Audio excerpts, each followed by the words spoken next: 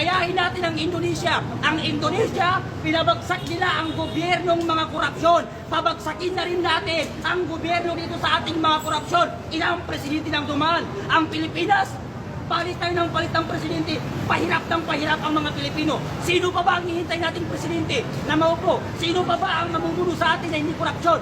Kaya labang maaga pa, lumabas na kayo dyan at kayain natin ang Indonesia. Pabagsakin natin ang gobyernong ito na puno ng korupsyon.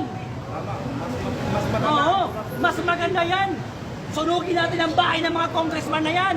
Gaya ng ginawa ng mga Indonesia. Hindi ako matatakot kahit mamatay ako ngayon. Hindi ako matatakot na mamatay. Hindi ko pagsisisihan na nagsasalita ako ng katotohanan laban sa mga politikong buhaya na yan. Kasi kung walang magsasalita, walang mangyayari sa ating bansa.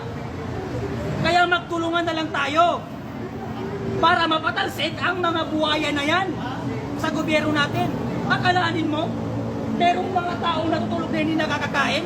Meron palang mga anak ng kontraktor na kumakain na nagkakalaga ng 759,000. Isang kainan lang.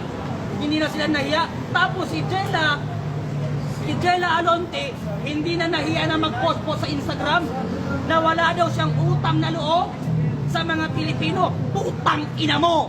Ang mga anak ng kontraktor na hindi nahihiya kumain sa taba ng bayan, gago, inutil, tarantado, putang ina niyong lahat.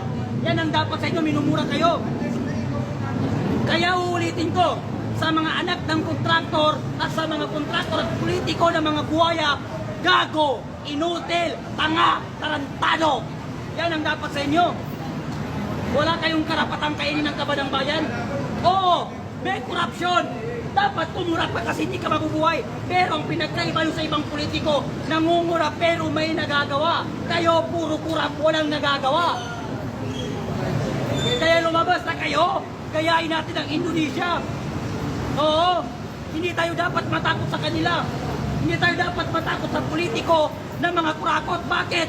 Hindi sila magiging congressman, hindi sila mauupo sa posisyon kung hindi dahil sa atin.